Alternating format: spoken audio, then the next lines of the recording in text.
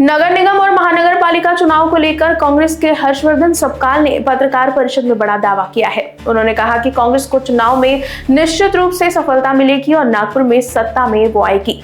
सपकाल ने आरोप लगाया है कि चुनाव आयोग, प्रशासन और भाजपा सहमायुति ने मतदाता सूची में अनियमितताएं की है। नगर पालिका चुनाव में कांग्रेस सबसे बड़ा विपक्षी दल बनकर उभरी है। उन्होंने ये भी कहा कि टिकट वितरण प्रक्रिया व्यवस्थित और समन्वित रही है। सपकाल ने उम्मीद जताई है कि महानगर पालिका चुनाव में भी ये सफलता हासिल होगी। आता नागपूरच्या बाहेर आहेत, त्यामुळे पत्रकार परिषदेला विलंबाचे विमानात जे सध्या चालू आहे त्यामुळे ते उपस्थित राहू शकले नाहीत। ते आमचे विधित मंडळाचे गटनेते आहेत आणि ते नेते असल्याच्या अनुषंगानं नगरपालिकेच्या सारखंच याही निवडणुकीमध्ये ते संपूर्ण महाराष्ट्रातल्या निवडणुकांचं नेतृत्व करतील। नागपूरमधून विलासराव देशमुखांच्या आठवणी पुसल्या जातील असं भाजपचे अध्यक्ष प्रदेशाध्यक्ष चव्हाणांनी म्हटलं।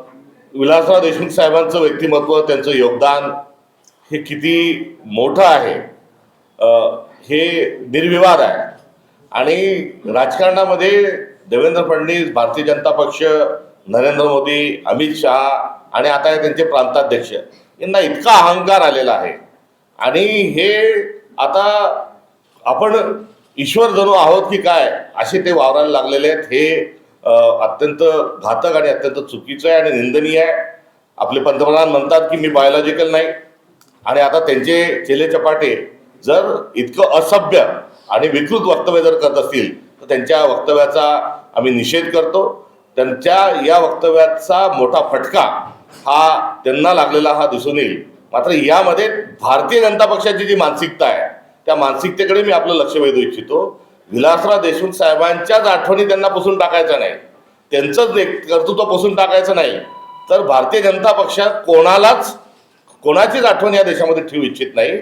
अगदी अटल बिहारी वाजपेयी साहेबांच्या आठवणी त्यांना ठेवायच्या नाही।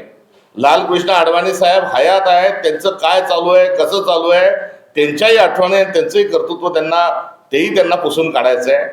गोपीनाथ मुंडे साहेबांचंही योगदान जे आहे तेही त्यांना पुसून काढायचं आहे, त्यांच्याही आठवणी पुसून काढायच्या आहेत। प्रमोद महाजन यांच्याही आठवणी पुसून काढायच्या आहेत। केवळ काँग्रेसच्या आमचे नेते विलासराव देशमुख साहेबांच्याच नाही, ते विकृत मानसिकता आहे, त्यांना भारतीय जनता पक्षाच्याही नेत्यांच्या आठवणी पुसून काढायच्या आहेत। फक्त दोन, अमित शहा आणि नरेंद्र मोदी यांचीच पूजा करायची हे त्यांचं असणारं धोरण आहे आणि हे धोरण पुढे चालून रेशीम बागेमध्ये गोळवळकर गुरुजीचा आणि हेगडेवारजींचा फोटो काढून त्या ठिकाणी अमित शहा आणि नरेंद्र मोदींचेच फोटो लागले पाहिजे ही त्यांची असणारी मानसिकता आहे। त्यांना संघाच्याही नेत्यांचा आणि संस्थापकांनाही त्यांना त्यांचे नाव पुसायचं आहे आणि त्यांना फक्त नरेंद्र मोदी, अमित शहा या दोघांचा टेंबा मिरवायचा आहे अशी असणारी ही मानसिकता आहे आणि या मानसिकतेला महाराष्ट्रामध्ये त्याचं नेतृत्व हे देवेंद्र फडणवीस करतात आहे। असभ्य स्वरूपाचं राजकारण करत असताना केसांनी गळा कापणे म्हणजे काय, लोकांना अपमानित करणे म्हणजे काय, गुंडागर्दी वाढवणे म्हणजे काय, या सर्वांचा बोलवता धनी हे देवेंद्र फडणवीस आहे। या संपूर्ण कंपूचा, या टक्का भाऊचा आम्ही निषेध करतो। रहो, भूगोल रहो, जेंडर रहो, भाषा रहो, इसको लेके हर मुद्दे पर पोलराइजेशन करने के लिए भारतीय जनता पार्टी ये बेकरार और बेकाबू है और उनके पास खुद का विचार कोई नहीं है। थोड़ो तोड़ो और राज करो अंग्रेजी को नीति को आगे लेके जा रहे हैं। बहरहाल सांस्कृतिक क्षेत्र में, क्रीड़ा क्षेत्र में, सामाजिक क्षेत्र में कोई बॉर्डर किसी देश की सरहद नहीं रहना चाहिए। ये हमारा एक कल्चर है, ये हमारी पुरानी एक गरिमा है। उस गरिमा के साथ जो खिलवाड़ हो रहा है वो गलत है। हर चीज में पोलराइजेशन ठीक नहीं। कल जाके वैज्ञानिक दृष्टिकोण में जो नए शास्त्रज्ञों ने जो दवा ढूंढ के लाई है, क्या उस वक्त भी आप कहोगे कि ये इस देश का साइंटिस्ट में उसकी ये दवा नहीं लूंगा, वो देश का है तो वो नहीं लूंगा? तो कहीं ना कहीं इस प्रकार से जो छोटी सोच जो है उसको त्यागना होगा।